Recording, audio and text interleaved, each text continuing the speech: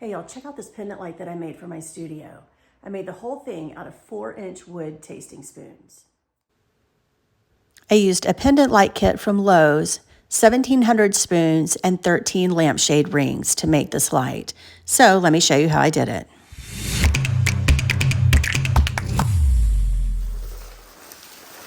I estimated that I would need about 1,200 spoons for this project. These are 4-inch wood tasting spoons. Using my tin snips, I cut the handles off of the spoons.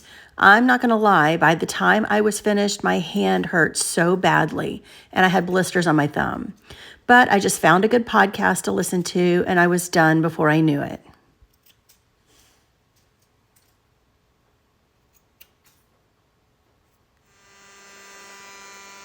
Next, I used my handheld sander and 100 grit sanding discs to round off the straight cut on each spoon.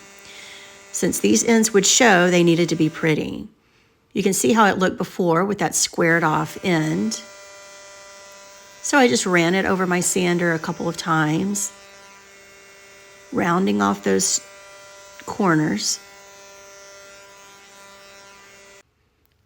And here's what it looked like after it was sanded. It looks so much better with that rounded edge. So then I had to do that to all of the spoons. And yes, this was incredibly time consuming, but frankly, everything about this project was time consuming. That's just the nature of making something out of 1,000+ different pieces. So here's all the spoons at this point. They had been sanded and were ready for the next step. The next step was to prime all of the spoons, and this was the most frustrating step of all. To make things go faster, I decided to use spray primer instead of brushing every single spoon front and back, but I chose a windy day to do this. So as soon as I would get a batch of spoons laid out just right, a gust of wind would come and mess them up, so I'd have to spread them out again. I may have lost my temper just a few times during this process, but somehow I managed to get them all primed.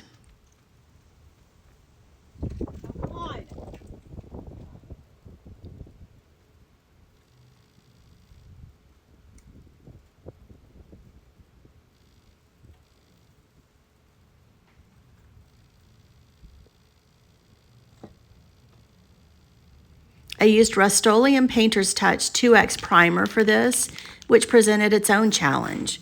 Not only was I battling the wind, but I was also battling the force of the spray blowing against the spoons. I was beginning to think that priming each one with a brush may have been easier. But I'm still sure that even with the challenge of the wind and the force of the spray, that spraying them was much faster than brushing them.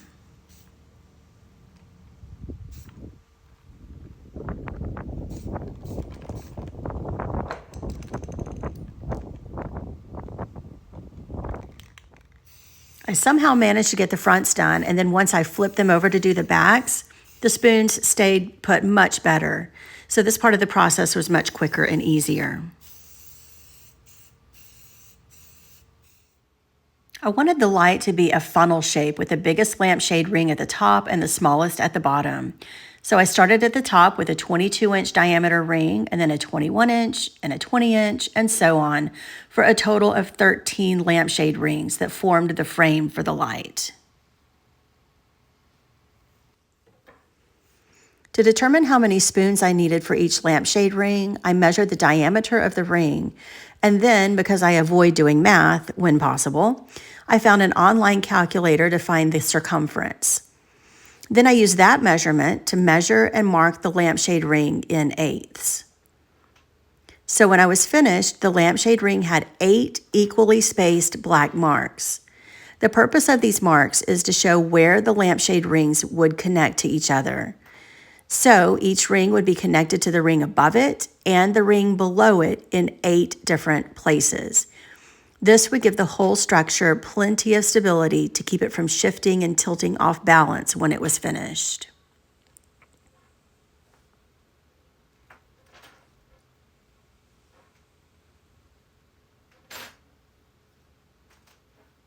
After those areas were marked off, I went back over them with my Sharpie to be very sure that they were all visible. This next step is where I made a huge miscalculation. I determined that the spoons would be placed 3/4 inches apart. So I used a scrap piece of 1x3 lumber, which is actually 3/4 inches thick, and I used a white marker to mark off every 3/4 inch going around the entire ring.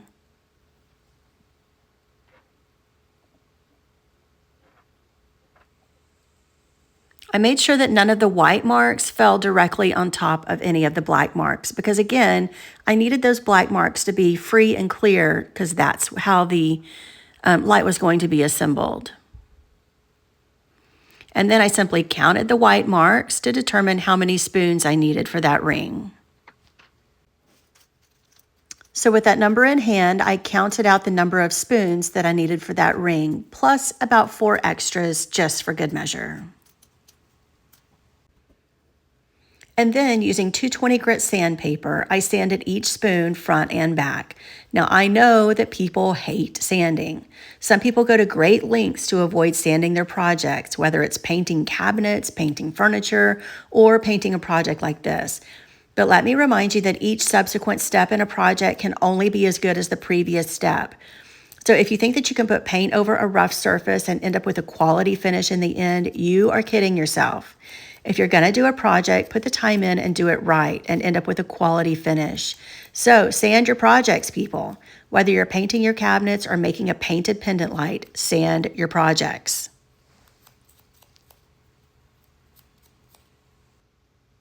I had already worked out the gradient colors that I wanted to use on my light. It took me 3 tries and lots of mixing to get it right.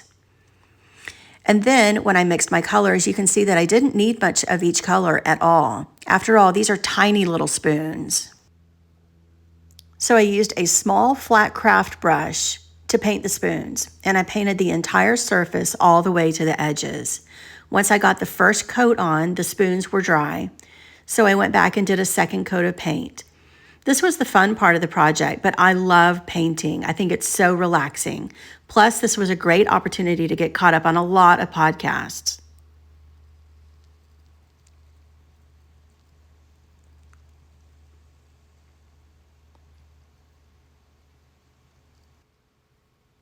Next, I painted a coat of liquid gold gilding on the backs of the spoons using a small round brush. I ended up having to use 2 different brands from 2 different stores because I couldn't find enough of one brand. I used both Plaid and Craftsmart's brands, both in the color Classic Gold, and just an FYI, the 2 brands were identical in color. To paint the liquid gilding, I held the spoon at the tip and painted as much of the back as I could in the first pass.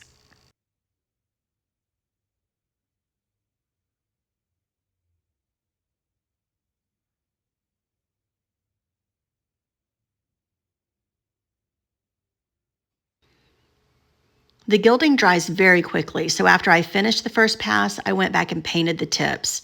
The stuff dries very opaque, so I only needed to do 1 coat of gilding on the spoons. Next, I used a Krylon 18 karat gold leafing pen, which is a paint pen that happens to be the precise match to the liquid gold gilding. I used the pen to coat the edges of each spoon. I originally tried to use the brush and liquid gold gilding on the edges, but it was very tedious and slow. The paint pen made this process very quick and easy, and it also dried very quickly.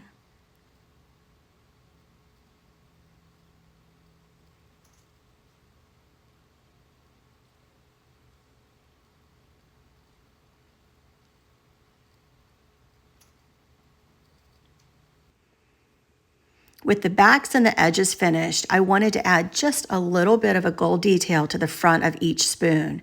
I intentionally did this in kind of a messy way because I wanted it to look like something that may have been found in nature, and nature is never perfect.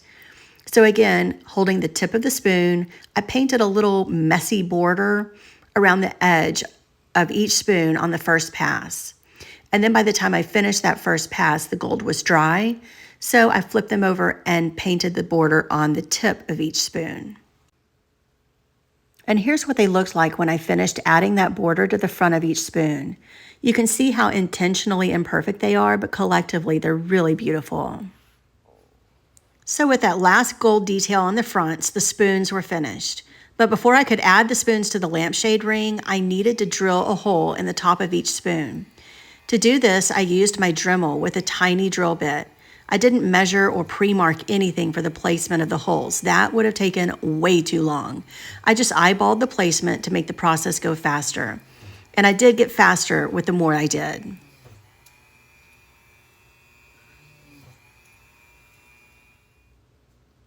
And then I was finally ready to attach the spoons to the lampshade ring.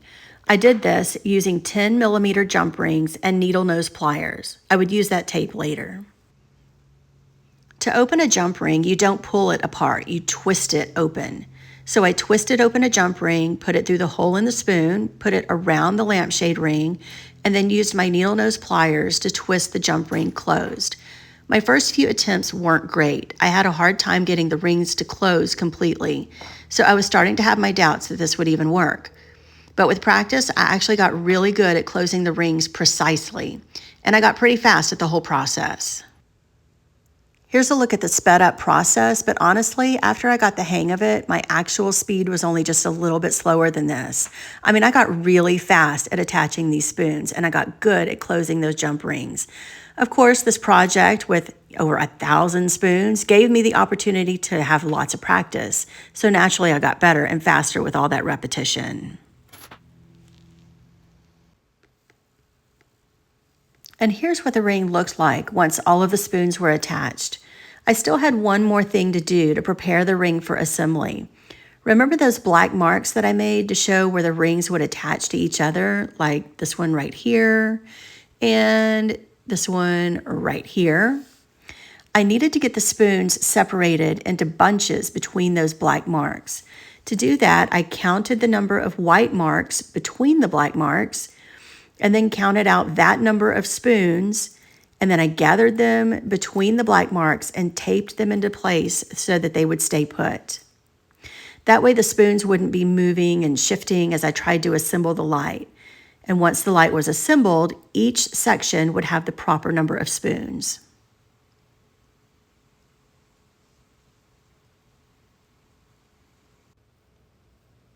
To assemble the lampshade rings to each other, I had planned to use beading wire like this, cut into 3-inch pieces like this. And then I was going to secure them using screw-on crimp beads, which look like this. This is used for jewelry making. I use these for making necklaces. And it requires this tiny little screwdriver to screw that the little screw on the crimp bead and to tighten it. So I actually gave this a trial run with just the lampshade rings before the spoons were attached. You can see how I wrapped the wire around and secured it with crimp beads. In the end, I decided not to use this technique because I was afraid that one or more of the crimp beads may fail, causing the light to come apart, so I tried out some other options. First, I tried an S-hook, but I didn't like that option. Then I tried jewelry chain and jump rings, but this kept coming apart. Next up, I tried an S-hook with a jump ring. I didn't like how that looked. Then I tried 2 smaller S-hooks, but I didn't really like that either. So I finally found this chain at Home Depot, and it looked like it would be perfect. It's small and easy to work with. I found that 2 lengths of chain created the perfect distance between the rings. So I assembled the whole light, stood back and looked at it, and y'all, my heart sank. I knew instantly that there was no way I had enough spoons. Even if I took the time to space them out perfectly at the planned 3/4 inch distance, it was going to look sparse and cheap, like an obvious DIY project. Also, the chains didn't want to stay on their marks, so I ended up using super glue to glue the chains in place. This worked out perfectly. But then I had to make a decision. I knew that I needed double the number of spoons than what I had painted. So do I press on or do I abandon the project altogether? But I had put way too many hours into this to give up now, so I decided to press on. So I started back at the beginning of the process because I needed an additional 850 spoons to make this light look complete.